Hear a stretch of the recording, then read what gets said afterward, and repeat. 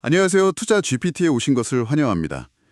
요즘 부동산 시장 정말 뜨겁죠? 네, 정말 그렇습니다. 매일같이 신고가 소식이 들려오고요. 네, 그러다 보니까 이러다 정말 큰일 나는 거 아니냐, 이런 걱정도 많고요. 오늘 이 시간에는 현재의 부동산 시장을 둘러싼 여러 시각들, 특히 왜 계속 오를 거다, 아니다, 이제 위험하다, 이 주장들이 왜 이렇게 팽팽하게 맞서는지 그 근거들을 좀 깊이 파헤쳐 보겠습니다. 네, 아주 중요한 시점인 것 같습니다. 그래서 결론부터 좀 말씀을 드리자면요. 현재 시장은 이 서울의 심각한 공급 부족, 이게 아주 강력한 상승 요인인데 여기에 또 정부 정책 변화 가능성이나 엄청나게 불어난 부채 리스크 같은 하방 압력이 그야말로 정면으로 꽝 붙이는 형국입니다. 맞습니다. 줄다리기가 아주 팽팽하죠? 네. 그래서 지역별로 또 언제 사느냐에 따라 전망이 완전히 달라지기도 하고요. 오늘은 저희가 한문도 교수님, 김경민 교수님, 또 김기원 대표님, 박감사 감정평가사님, 홍춘욱 박사님 같은 여러 전문가들의 분석 자료를 쭉 한번 훑어보면서요. 상승론과 하락론, 혹은 전환론이라고도 하죠. 이 핵심 논리가 뭔지, 그리고 이 정보들이 당신의 의사결정에 어떤 실마리를 줄 수 있을지 한번 집중적으로 살펴보겠습니다. 네, 한번 제대로 파헤쳐 보시죠. 자, 그럼 본격적으로 한번 시작해 볼까요? 우선 시장이 더 오를 거다 이렇게 보는 쪽에 가장 강력한 논거죠. 역시 서울의 공급 부족 문제입니다. 이거 정말 심각한 수준이라고들 하던데요. 네, 맞습니다. 이 점은 특히 홍춘옥 박사님이나 김경민 교수님 같은 분들이 아주 강하게 지적하는 부분인데요. 홍 박사님은 2027년까지는 뚜렷한 대규모 입주 물량이 거의 없다. 그야말로 입주 가뭄 상태다. 이렇게 진단을 하셨고요. 입주 가뭄이요? 네, 그리고 김경민 교수님도 비슷한 맥락에서 2027년에서 2029년 사이에는 거의 공급 절벽 수준의 부족 현상이 올 수 있다. 이렇게 경고를 하셨습니다. 이게 그냥 미래 예측이 아니고요. 지금 당장 서울만 봐도 고분양가 논란이 있는 일부 단지 빼고는 미분양 자체가 거의 없어요. 그만큼 수요에 비해 공급이 턱없이 부족한 현실인 거죠. 아니 근데 정부가 3기 신도시 얘기도 하고 계속 공급 대책을 내놓고 있잖아요. 이런 정책들이 좀 효과를 발휘하기는 어려울까요? 그 효과에 대해서는 좀 회의적인 시각이 많습니다. 김경민 교수님 지적처럼요, 정부가 대출 규제 같은 수요 억제책을 써도 진짜 집을 사려는 의지가 강한 사람들은 어떻게든 자금을 마련하려고 하거든요. 그래서 이런 가수요를 완전히 막기는 좀 어렵다는 거죠. 그렇죠. 어떻게든 방법을 찾으니까. 네, 황춘옥 박사님도 비슷한 의견이신데요. 대출 규제가 강해지면 오히려 자금 동원력이 좀 약한 일반 서민들만 더 힘들어지고 뭐랄까 자산가들은 가족 간 증여나 차용 이런 방식으로 얼마든지 규제를 피해갈 수 있다. 그래서 정책 효과가 반감된다고 비판하십니다. 실제로 그 자금 출처 조사를 해보면 직계 가족 말고도 외삼촌, 고모 이런 친척 간 자금 거래가 상당히 많았다고 하더라고요. 그렇군요. 그리고 또 다른 문제는 이 대규모 공급 정책이라는 게 시간이 너무 오래 걸린다는 겁니다. 홍춘욱 박사님이 예로 드신 검단이나 청라신도시를 보면 노무현 정부 때 계획을 시작했는데 실제 입주까지 거의 20년 가까이 걸렸어요. 20년이요? 와. 네, 이런 장기 프로젝트는 단기적인 공급 부족 해소에는 전혀 도움이 안 되고 지금 정부 대책이 효과를 보려면 정말 아주 오랜 시간이 필요하다는 거죠. 그런 한계가 지금 뚜렷합니다. 김경민 교수님은 또 서울이라는 도시 자체의 특수성, 이것도 강조하셨죠? 이게 가격 하락을 막는 요인이 될 수 있다. 이런 분석이 좀 흥미로웠습니다. 그렇습니다. 김 교수님은 서울을 그냥 우리나라 도시가 아니라 뉴욕, 런던, 도쿄 이런 도시들하고 같은 반열에 있는 글로벌 G2급 도시로 봐야 한다. 이렇게 주장을 하십니다. 이런 글로벌 핵심 도시들은 경제 상황이랑 크게 상관없이 자산 가치가 그렇게 쉽게 떨어지지 않는 경향이 있다는 거죠. 글로벌 도시라서 그렇다. 네, 실제로 많은 분들이 일본 잃어버린 30년 때문에 도쿄 부동산 가격이 엄청 떨어졌을 거라고 생각하시잖아요. 그런데 김 교수님이 제시한 자료를 보면 2020년 이후에 오히려 도쿄 도심의 고급 맨션 가격은 50% 가까이 급증했습니다.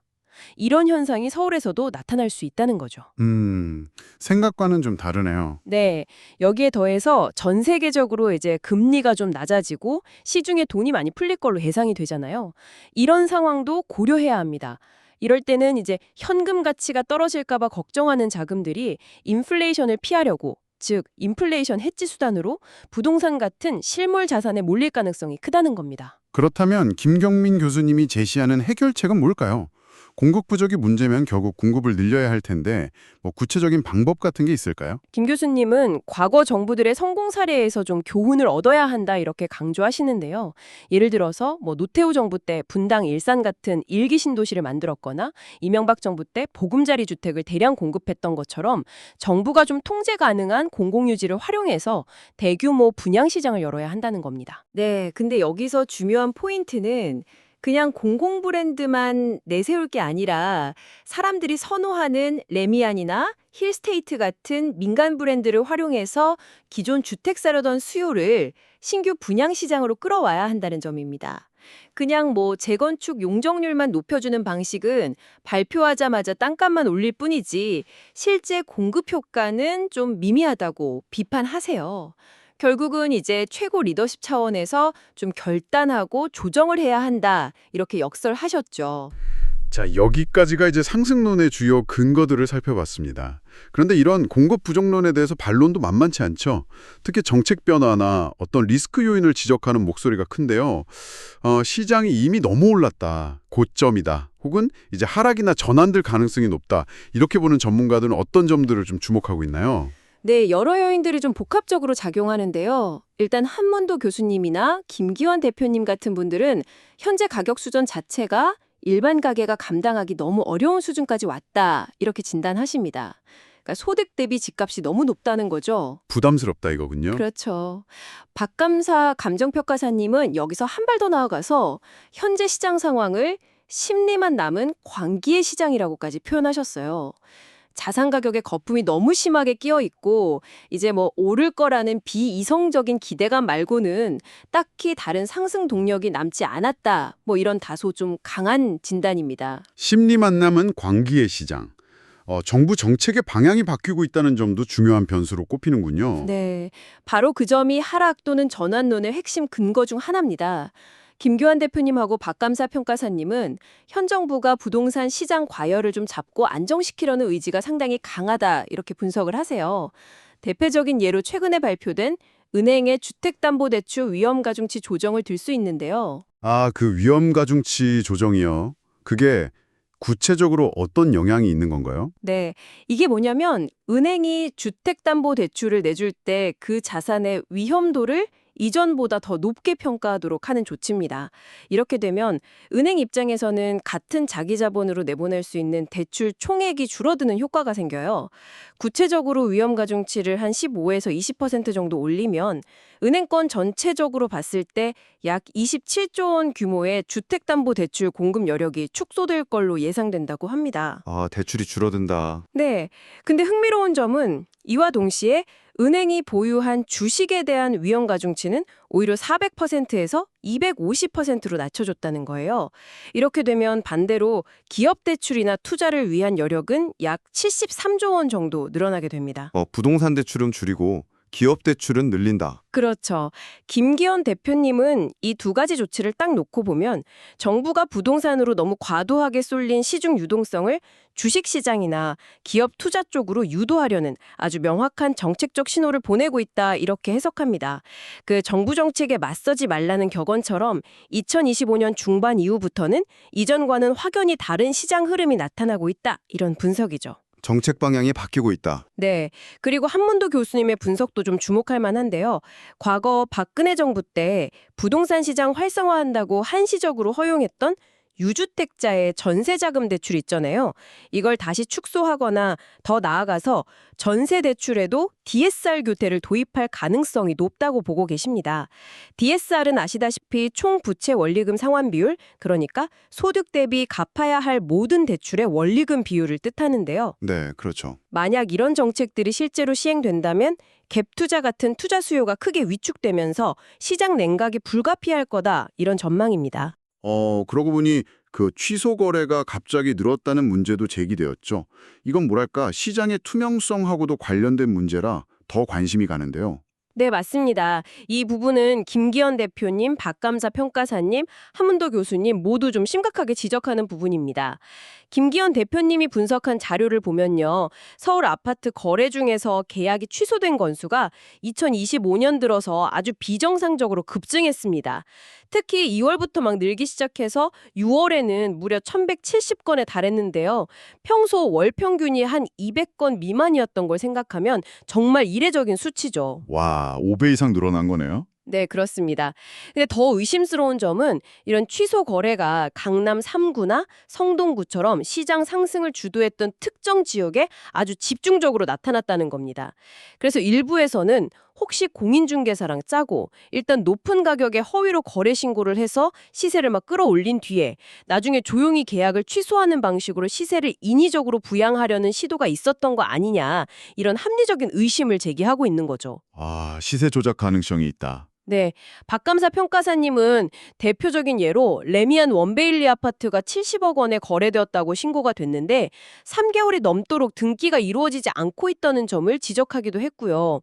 정부가 97 대책에서 이런 허위 거래 단속을 강화하겠다고 발표는 했지만 글쎄요, 실효성 있는 감독 시스템이 마련되지 않으면 근절되기 어려울 거라는 시각이 좀 우세합니다. 참 가격 자체나 정책 변화 말고도 우리나라 전체의 부채 문제라던가 외부 경제 상황 같은 좀 더 큰 거시적인 리스크 요인도 무시할 수 없겠죠. 물론입니다. 박감사 평가사님은 우리나라 총부채, 그러니까 정부, 기업, 가계, 부채를 다 합친 규모가 GDP 대비 250% 수준인 약 6,400조 원에 육박한다고 지적합니다.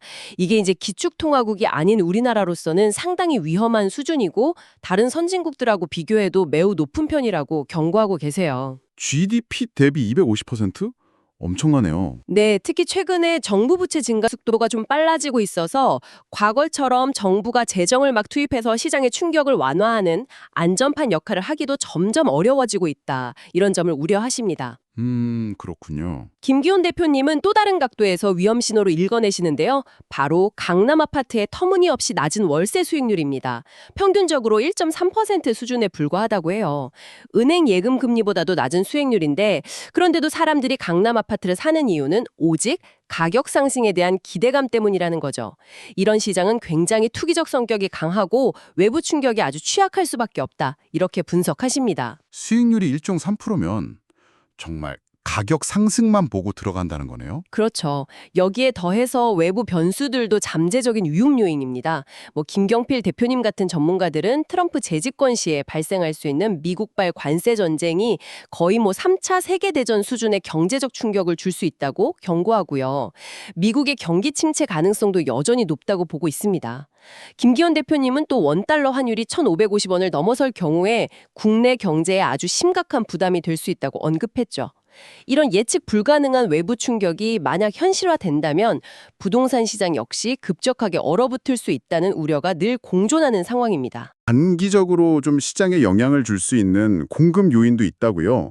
아까 상승론에서는 장기적인 공급 부족을 얘기했는데 단기적으로는 오히려 물량 부담이 있을 수 있다는 건가요? 네, 한문도 교수님 분석에 따르면 그렇습니다.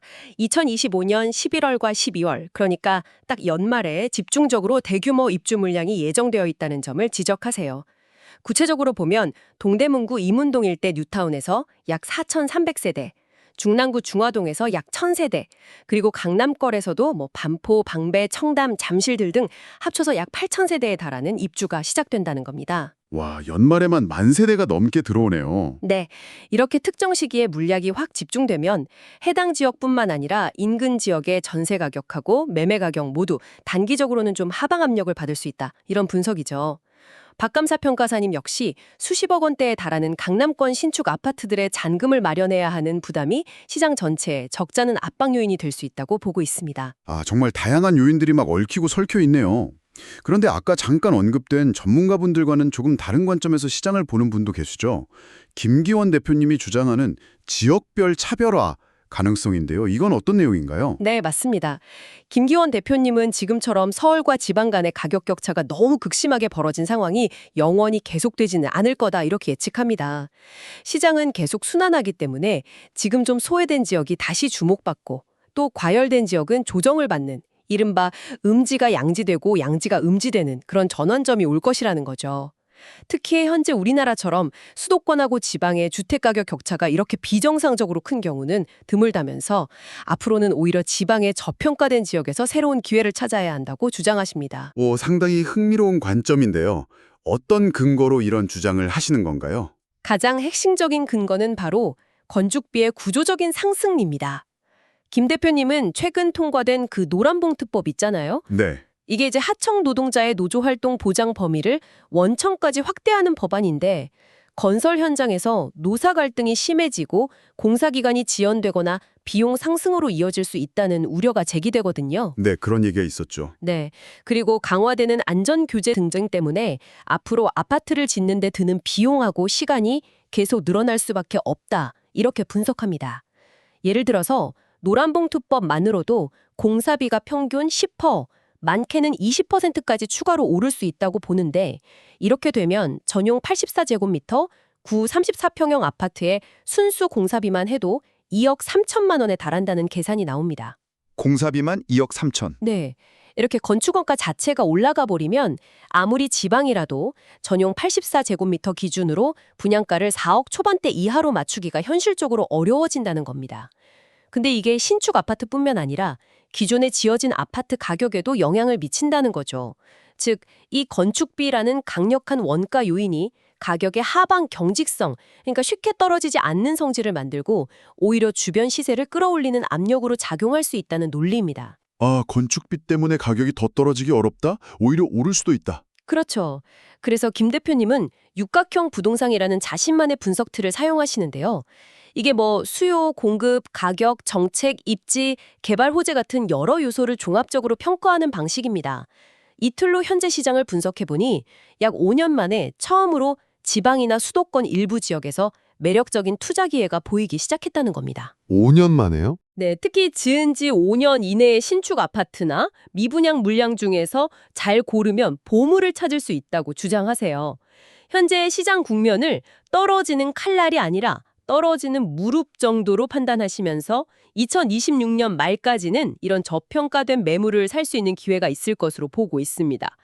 그리고 또 전국적으로 전세 매물이 줄어들고 수급 불균형이 심화되면서 전세 가격이 계속 오르고 있잖아요. 이 상승세가 결국 매매 가격을 밀어 올리는 요인이 될 가능성도 높게 보고 있고요. 와, 정말 들어볼수록 복잡하네요. 상승 요인, 하락 요인, 거기에 또 지역들 차별화 가능성까지. 전문가들마다 진단이랑 전망이 이렇게 다르니까 듣는 입장에서는 더 혼란스러울 수도 있을 것 같습니다. 결국 이 정보들을 어떻게 종합해서 판단해야 할까요? 네, 참 어렵죠. 명확하게 이게 정답이다라고 할 수 있는 건 없습니다. 오늘 쭉 살펴본 것처럼 아주 강한 상승 요인하고 또 만만치 않은 하락 요인이 팽팽하게 힘겨루기를 하고 있고요. 어느 지역을 보느냐, 또 단기적인 관점이냐, 장기적인 관점이냐에 따라서도 해석이 크게 달라질 수 있습니다. 지금 시장의 핵심은 결국 서울 중심의 공급 부족 심리대, 정부의 규제 강화 의지 및 국내외 경제 리스크, 이 둘 간의 줄다리기라고 요약할 수 있겠습니다. 어느 쪽 힘이 더 강하게 작용할지는 계속 좀 지켜봐야 하는 상황이죠. 그럼 이 다양한 분석들을 바탕으로 해서 지금 이 이야기를 듣고 계신 당신은 어떤 점들을 좀 고려해서 자신만의 판단 기준을 세워야 할까요? 네, 만약 현재 집이 없는 무주택자시라면 두 가지 좀 상반된 전략을 고려해 볼 수 있을 것 같습니다. 한문도 교수님 조언처럼 단기적인 변동성이 클 수 있으니까 당분간 최소한 연말 입주 물량 영향을 확인하는 10월 이후까지는 시장 상황을 좀 더 지켜보면서 관망하는 방법이 있겠죠. 일단 기다려본다. 네, 반대로 김기현 대표님의 분석에 좀 동의하신다면 2026년 말까지의 기간을 두고 지방이나 수도권 외곽 지역에서 상대적으로 저평가된 5년 이내 신축 아파트, 미분양 포함해서요. 이런 매물을 신중하게 찾아보는 전략도 고려해 볼 수 있습니다. 김 대표님은 지금이 바닥은 아니지만 떨어지는 무릎 구간이라 매수 기회가 될 수 있다고 보지만 반대로 가격이 오르기 시작하는 올라가는 무릎에서는 심리적으로 매수하기 더 어려워질 수 있다고 조언하시거든요. 타이밍이 중요하다는 거군요. 그렇죠. 이미 주택을 보유하고 계신 분이라면 역시 단기적인 시장 변동성에 좀 대비할 필요가 있습니다. 예를 들어서 한문도 교수님이 지적한 것처럼 11월과 12월에 대규모 입주가 예정된 지역이나 그 인근의 집을 갖고 계시다면 해당 시기에 급하게 너무 높은 가격으로 매도하려고 하기보다는 시장 상황을 좀 더 유연하게 받아들일 필요가 있겠죠? 네, 맞습니다. 가장 중요한 것은 특정 전문가의 의견이나 단편적인 뉴스 아니면 주변 분위기에 그냥 휩쓸리지 않는 것입니다. 오늘 저희가 논의한 것처럼 다양한 관점과 근거들을 충분히 이해하시고 자신의 재정 상황, 또 위험 감수 성향, 그리고 앞으로의 계획에 맞춰서 가장 합리적이고 신중한 결정을 내리는 것이 중요하다고 생각합니다. 네. 오늘 저희는 정말 뜨거운 감자인 부동산 시장을 둘러싼 여러 전문가들의 심도 깊은 분석과 전망을 다각도로 살펴보았습니다. 서울의 공급 부족이라는 강력한 상승 요인이 여전하지만 동시에 정부의 정책 변화 의지라든지 상당한 수준의 부채 부담 그리고 예측하기 어려운 외부 리스크라는 하락 요인 또한 만만치 않게 작용하고 있다는 점을 확인할 수 있었습니다. 네. 특히 그 김기원 대표님이 제시한 지역별 차별화 가능성하고 건축비 상승이라는 구조적인 변화 요인, 이 부분은 앞으로 시장을 바라보는 아주 중요한 관점이 될 수 있을 것 같습니다. 단순히 공급이나 가격이라는 하나의 잣대로만 시장을 판단하기보다는 여러 요인을 종합적으로 고려하는 그런 입체적인 시각이 필요해 보입니다. 네, 맞습니다. 오늘 이야기를 마무리하면서 마지막으로 이런 질문을 한번 던져보고 싶습니다.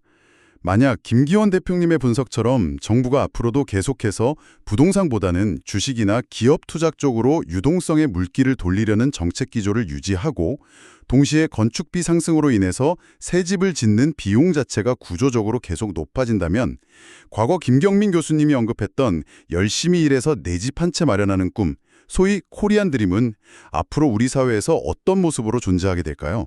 어쩌면 그 꿈의 형태 자체가 변해야 하는 시대가 오고 있는 것은 아닐까요? 이 질문에 대한 답을 각자 고민해 보시면서 오늘 저희가 준비한 이야기는 여기서 마치겠습니다. 네, 고민해볼 만한 질문인 것 같습니다. 다음에도 여러분의 지적 호기심을 채워드릴 흥미로운 주제로 다시 찾아뵙겠습니다. 감사합니다. 감사합니다.